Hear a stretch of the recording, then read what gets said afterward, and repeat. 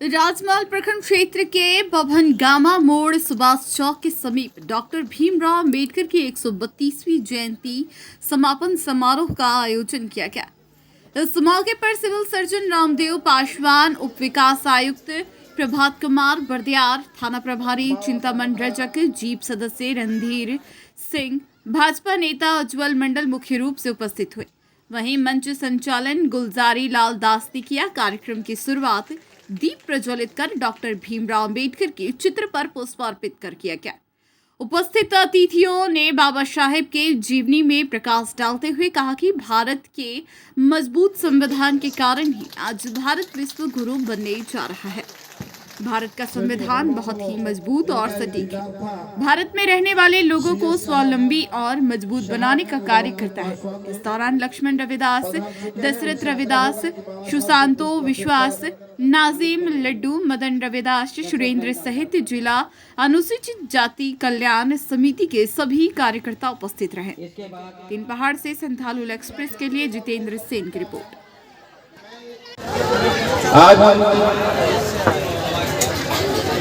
Bharat Ratna doctor Bhimrao Ambedkar के 132वीं जयंती के आज इस समापन समारोह में हम लोग उपस्थित हैं।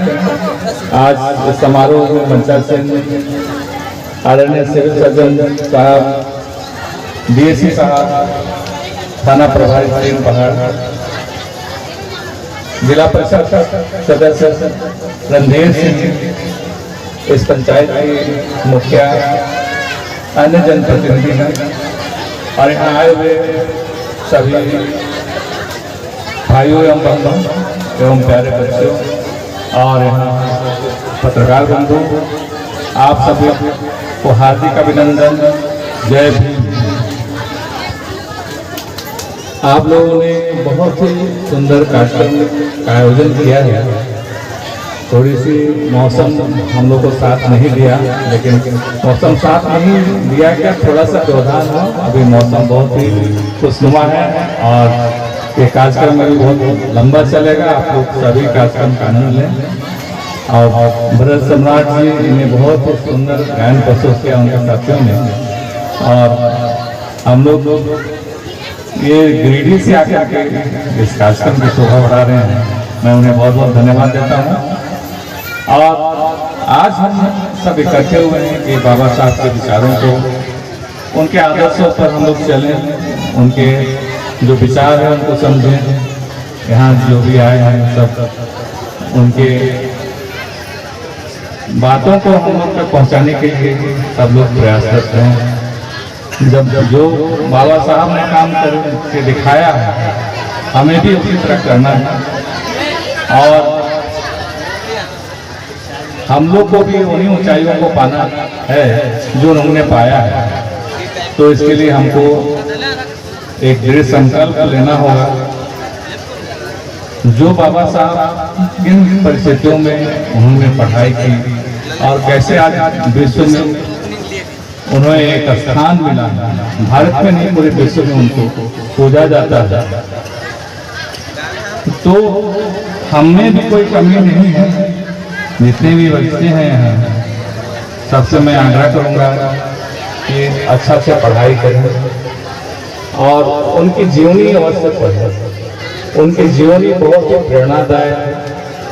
और सिविल सर्जन साहब ने कहा कि हम सभी मेहनत करके ही इस मुकाम तक पहुँचे हैं। सरकार हम सभी के लिए बहुत सहयोग कर रही है। सरकार चाहती है कि सबका साथ सबका विकास हो और उन दलित, गरीब, पिछड़े वर्गों को समाज के मूल धारा में जोड़ने का सरकार के द्वारा भी प्रयास किया जा रहा है। ये सब बाबा साहब की ही देन है कि आज सरकार उन गरीबों तक पहुंचने का प्रयास कर रही है जो विकास के अंतिम पायदान पर खड़े हैं और उनको साथ लेकर के चलने का प्रयास है। झारखंड सरकार भी इस दिशा में काफी कर रही है और उन्होंने योजनाओं को जन जन तक पहुंचाने का प्रयास किया है। और पिछले कुछ दिनों में पिछले कुछ महीनों में हमने देखा है कि गांव-गांव में सरकार आपके द्वार कार्यक्रम करके उन योजनाओं को आप तक पहुंचाने का प्रयास किया है। जब हम अपने अधिकार को समझेंगे तभी हम उसका लाभ ले सकते हैं। सरकार सबको उठाने का प्रयास कर रही है, सबको मुख्य धारा में लाने का प्रयास कर रही है। हमें भी आगे आना होगा और हमको उन कार्यक्रमों का लाभ लेना होगा। आप देख रहे हैं कि शिक्षा के क्षेत्र में भी पढ़ाई पर विशेष ध्यान दिया जा रहा है। डीएसपी साहब ने अपने इस जिले में जो कार्यक्रम हो रहे हैं उसके बारे में भी जानकारी दी। कैसे अभी नए नए स्कूल खोले जा रहे हैं, शिक्षक नए नए बहाल हो रहे हैं, हम उनका लाभ लें। और जैसा कि बाबा साहब का जो मूल मंत्र था कि शिक्षित बनो, आगे बढ़ो और संगठित हो, तो हमें पढ़ना है और सभी को पढ़ना है।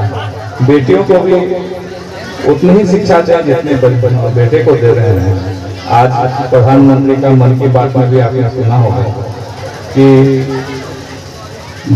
बेटी पढ़ाओ पर उन्होंने बहुत अधिक जोर दिया है। जब तक हमारा समाज जो दलित पिछड़े वर्ग को लेकर नहीं चलेगा तब तक समाज का विकास नहीं हो पाएगा। तो हमें भी उनके साथ चलना होगा, हमको भी प्रण करना होगा, हम आगे बढ़ें।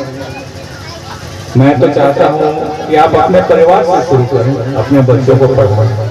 अपने बच्चे पढ़ाते हैं तो अपने भाई के बच्चों को भी पढ़ाएं। जब आपका परिवार विकास होगा तो धीरे धीरे समाज का भी विकास होगा। तो सभी ने जितने भी हमारे पूर्ववक्ताओं ने भी कहा, शिक्षा पर विशेष जोर दिया है। जब हम पढ़ेंगे तो हर काम को अच्छा से कर सकते हैं। ये जरूरी नहीं है कि हम पढ़ने के बाद सरकारी नौकरी ही हमको मिले। अभी बहुत सारे मार्ग हैं जिसको हम अपना कर आगे बढ़ सकते हैं, अच्छा बिजनेस कर सकते हैं, अच्छा कोई भी अपना व्यवसाय कर सकते हैं। सरकार हर तरफ से मदद कर रही है, उसका हम फायदा उठाओ, अपनी आर्थिक स्थिति को मजबूत करें और आगे बढ़ें। सबका ये लक्ष्य होना चाहिए। मैं आज इस कार्यक्रम के आयोजक श्री लक्ष्मण रविराज जी का बहुत आभार प्रकट करता हूँ कि सबके साथियों ने मिलकर मुझे इस कार्यक्रम में शामिल होने का अवसर दिया। मुझे यहाँ देख के खुशी हो गई, काफ़ी लोग यहाँ प्रसाद के बाद भी मौजूद हैं। आप सभी को मैं बहुत बहुत धन्यवाद देता हूँ और मैं आग्रह करता हूँ कि सभी बाबा साहब अम्बेडकर के संदेश को आगे बढ़ाएं और उसको अपनाने का प्रयास करें और निश्चित रूप से हमें सफलता मिलेगी। बहुत बहुत धन्यवाद। एहसान की जरूरत है। आज बाबा साहब भीमराव अम्बेडकर की जयंती के समापन समारोह में तीन पहाड़ में ये जो कार्यक्रम आयोजित है, मंचासीन हमारे डीडीसी साहब, हमारे डीएससी साहब, रंजीत जी, पंचायत मिशन प्रतिनिधिगण, दिन पहाड़ी के थाना प्रभारी। और सबसे बड़ी बात है कि ये कार्य के जो व्यवस्थापक हैं उनका भी मैं आज तहे दिल से धन्यवाद देना चाहता हूँ कि आपने इस तरह के कार्यक्रम आयोजन करके लोगों को जागरूक किया है। साथ साथ मैं इन सब मंचासीन लोगों को का भी आभार प्रकट करना चाहता हूँ कि आप सभी अपना अपना समय निकाल कर आए हैं और समाज के लोगों को, अपने लोगों को आपने हौसला बुलंद किया है। मैं आपके बीच में खड़ा हूँ सिविल सर्जन के रूप में। ऐसा ही मैं नहीं आ गया, मुझे भी पढ़ना पड़ा, स्कूल जाना पड़ा, मुझे भी कंपटीशन फेस करना पड़ा और आज मैं जिले के सम्मानित पद पर अपने कर्तव्य को निभा रहा हूँ। आपको भी, आप चाहेंगे कि इस तरह के पद पर आवे तो आपको भी मेहनत करना पड़ेगा और मेहनत के लिए हमारे पास एक ही है, एजुकेशन। पढ़ाई करने के बाद ही आप अपने समाज के साथ, अपने परिवार के साथ न्याय कर पाएंगे। तो एकमात्र हथियार है हम लोग के पास, स्कूल जाना, स्कूल में जाके पढ़ाई करना और मंजिल को प्राप्त करना। और किसी को भीख मांगना, किसी को बाबा साहब कि दिखाए गए मार्ग पर जो हम लोगों को संविधान में, सभी को संविधान में ये अधिकार मिला है, उस अधिकार को सम्मानपूर्वक समझना है, लेना है और लिखाई पढ़ाई करना है और उनके आदर्शों को अपनाना है, उनसे प्रेरणा हम लोगों को सीखना है कि वो कितने कष्ट में रहकर लिखाई पढ़ाई किए, जीवन के साथ संघर्ष किए और संघर्ष करके यहाँ तक वो भारत के पहले कानून मंत्री भी हुए, साथ साथ हमारे संविधान के निर्माता भी हुए, जो अभी पूरे विश्व में एक सुंदर रूप और सभी के लिए स्वीकार योग्य संविधान है। तो एक ही मात्र हम आप लोग के पास में है, आप लोग लिखाई पढ़ाई करें, अपने बच्चों को पढ़ावें और इस काबिल बनावे कि एक अच्छे पद पर पहुंचकर इस राज्य का, इस देश का सेवा कर सके। जय भीम, जय भारत, धन्यवाद। प्रकृति के सामने सब छूटा है। मैं इस विषय में 2-4 बात बतलाना चाह रहा हूँ। जो महत्वपूर्ण कार्यक्रम तो बहुत अच्छा इन लोग व्यवस्था करवाए थे, जैसा कि जीवनी के माध्यम से आप लोग की जीवनी कुछ न कुछ पढ़े हुए। बाबा साहब का विश्वास था कि एजुकेशन, तो एजुकेशन आप अपने बच्चे को दें, एक पीढ़ी का चेंज होगा एजुकेशन से। आप बच्चे पे ध्यान रखें, जन्म देने से ज़्यादा जरूरी है उसका ढंग से पालन पोषण करना एंड एजुकेट करना। आप देखो कि आपका बच्चा पढ़ रहा है कि नहीं, पढ़ रहा है तो क्या पढ़ रहा है, प्रोग्रेस रिपोर्ट है कि नहीं। 2,40,000 सरकारी स्कूल में बच्चे हैं, जिसमें से 2,20,000 SC ST OBC and military है, यानी ज़्यादातर बच्चा मेरा सरकारी स्कूल में है। आज अगर सरकारी स्कूल नहीं रहता तो बहुत सारे गार्जियन अपने बच्चे को पढ़ा नहीं सकते थे। मेरे डायरेक्ट कंट्रोल में करीब 2,20,000 बच्चा होता है। 1 to 8 का कंट्रोलिंग DSE है। जहाँ तक मैं बतलाना चाह रहा हूँ कि 2-4 बात कि आप अपनी सफलता और असफलता के हकदार खुद। एक पीढ़ी को जलना पड़ता है, तपना पड़ता है, तब जाके आगे आगे बढ़ता है। जीवन में अगर आपको आगे बढ़ने की इच्छा है या बच्चे को बढ़ाना चाहते हैं तो उस पर थोड़ा आपको रहना पड़ेगा, मेहनत करना पड़ेगा, टाइम देना पड़ेगा। एजुकेशन एक बहुत बड़ा फैक्टर है आगे बढ़ने का। आप मान लो आप अपने बच्चे के लिए जमीन रखते हैं, पैसा रखते हैं, सोना चांदी रखते हैं, लेकिन उससे ज़्यादा बेटर है उसको एक बेस्ट एजुकेशन देते हैं। वो ऐसा पूंजी बनेगा जिससे आप आने वाला समय में, मान लो आपका पढ़ाई में 2 लाख खर्च हुआ तो हो सकता है आपका बच्चा 2 लाख की जगह में 20 लाख रुपया आपको रिटर्न दे, यानी बेस्ट पॉलिसी है। एक अगर आपका बच्चा पढ़ा लिखा है तो एक समाज के लिए भी, घर के लिए भी, राज्य के लिए भी एक पॉजिटिव वर्क करेगा। मैं चाहता हूं कि आप अपने बच्चे पे ध्यान रखें कि पढ़ाई हो रहा है कि जो स्कूल है उस स्कूल में वो सुविधाएं जो मैं वहाँ डिस्ट्रिक्ट में बैठ के देता हूँ आपको मिल रहा है कि नहीं, वो देखना भी आपका काम है। मैं बहुत दूर तक नहीं देख सकता हूँ। जो सुविधाएं मिल रही है जैसे ड्रेस है, जूता है, एजुकेशन है, MDM है, अन्य सुविधाएं भी जैसे एजुकेशन का लाइब्रेरी दिए हैं, तो आप देखिए वहाँ सुधार करने का प्रयास कीजिए। आपके क्षेत्र का ही स्कूल है, ऑफिसर आते जाते रहते हैं, मैं देख रहा हूँ बहुत सारा सिस्टम मैं चेंज कर रहा हूँ, बहुत जल्द हो भी रहा है। तो आपको भी केयर रखना पड़ेगा। ऐसा ना समझे कि सरकारी स्कूल में फ्री में पढ़ाई हो रहा है इसलिए उसमें इम्पोर्टेंस नहीं देना है। प्राइवेट में वही गार्जियन अपने बच्चे पे ज़्यादा केयर करता है कि वहाँ पैसा लग रहा है। आपको पैसा इसलिए नहीं लग रहा है कि वो पैसा मैं देता हूँ या सरकार देता है। फ्री फोकट में आज के समय में कोई सामान नहीं मिलता है, तो वो पैसा मैं दे रहा हूँ। 56 करोड़ रुपया तो हम अपने तरफ से दे रहे हैं, यानी सरकार दिया है, उससे ज़्यादा MDM में मेरा खर्चा है। सरकार इसलिए दे रही कि बहुत सारे लोग आज भी SC ST OBC मिलिट्री जो गरीब है और उन गरीब परिवारों के बच्चों को कैसे पढ़ाई हो, ड्रेस मिले, जूता मिले, किताब एक बच्चा का किताब लेने जाओ प्राइवेट स्कूल का तो 4,000, 3,000, 2,000 लग जाता है। वो किताब मैं फ्री में देता हूँ, बैग फ्री में देता हूँ। तो फ्री में नहीं है, सरकार इनडायरेक्ट रूप से खुद देती है। आप उसका महत्व समझो। मान लो आपके पास 100 रुपया भाग जाएगा तो आपको अफसोस लगता है, लेकिन जो फ्री में मिलता है उसको अफसोस नहीं। तो उसका इम्पोर्टेंस समझो। मैं उन बच्चों के लिए दे रहा हूँ कि जिन बच्चों को अगर नहीं मिलता किताब तो प्रॉब्लम होता है। अब महत्वपूर्ण एक चीज और बतलाना चाहूँ, 2 मई को आपके जिला में 4 एक्सीलेंस स्कूल खुलने वाला है। कल पेपर में भी आएगा, आज भी पेपर में आया है। मैं चाहता था कि मेरे जीते जी जो दिल्ली गवर्नमेंट का जो स्कूल था एक्सीलेंस स्कूल, वो पूरे राज्य में हो। इसमें सरकार ने ध्यान दिया है। 4 स्कूल आपका खुला है। गरीब बच्चों को भी वो हक है जो एक बेहतर स्कूल में पढ़ाई का सब सुविधा है। आप पता करें कहाँ वो स्कूल है। उसके बाद जिला के बाद मैं प्रखंड में आऊँगा, सरकार ने बोला है पंचायत में आऊँगा। एजुकेशन लेना और बेस्ट एजुकेशन लेना दोनों में अंतर है। मैं चाहता हूँ कि आने वाले समय में आपके हर पंचायत में, हर ब्लॉक में एक्सीलेंस स्कूल हो, माने वैसा स्कूल जहाँ पर कभी माने पैसे वाले के बच्चे पढ़ते हैं। हर क्लास आपका डिजिटल है।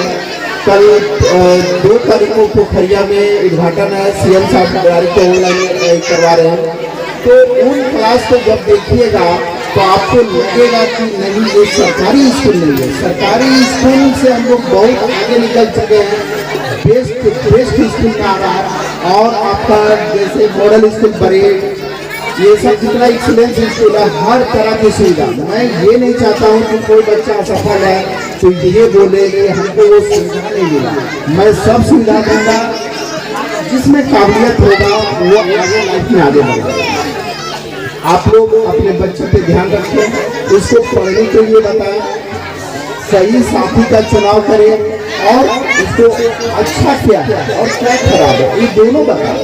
फादर मदर ये सभी का कर्तव्य है।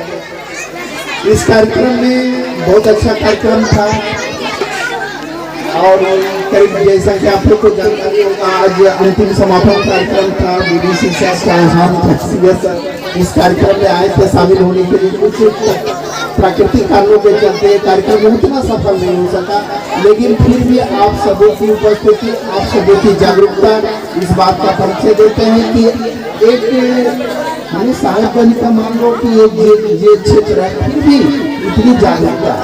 मैं आप लोग से विनती करता हूँ कि आप अपने बच्चे पर ध्यान रखें, उसका टाइम से नाखून हो, हाल हो, मैंने साफ सफाई साफ स्कूल भेजो। जिस तरह से आप ये सोचिए कि आपका पैसा नहीं लग रहा, सरकार करके तो पैसा लग रहा है, उसके इम्पोर्टेंस को समझे और बच्चे को जितना सुविधा मिलना चाहिए मिलेगा। लेकिन आने वाले समय में आप लोग भी प्रयास करते हैं तो सरकारी स्कूल भी बेस्ट हो जाएगा। 2 चीज अगर ठीक हो गया कोई भी एरिया में तो सोचो विकसित हो जाएगा। स्वास्थ्य और शिक्षा, इसी पर ज्यादा केंद्र बिंदु है। मैं फिर आप लोग को धन्यवाद देता हूँ हमें बुलाने के लिए, सम्मानित करने के लिए। थैंक्स। आज 3 पहाड़ थाना क्षेत्र के भवन गाँव में भव्य कार्यक्रम का आयोजन किया गया है। इस कार्यक्रम में मंच पर उपस्थित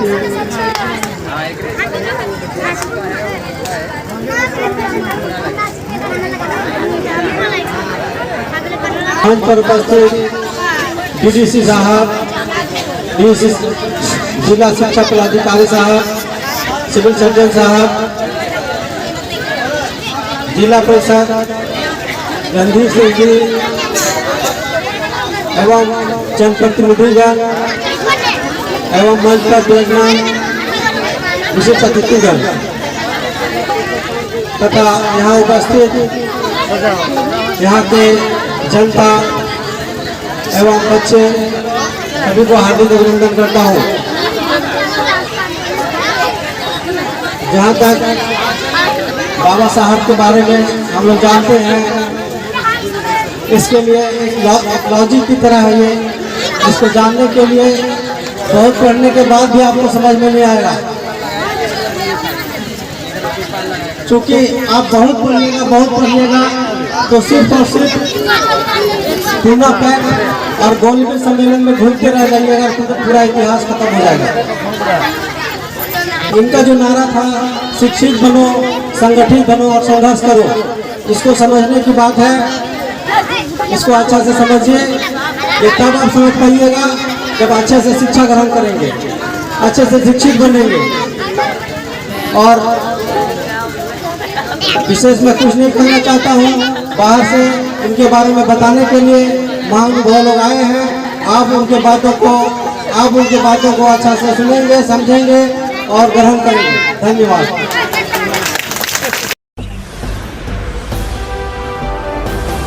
आप देख रहे हैं संथाल हूल एक्सप्रेस, शोषण के खिलाफ बुलंद आवाज।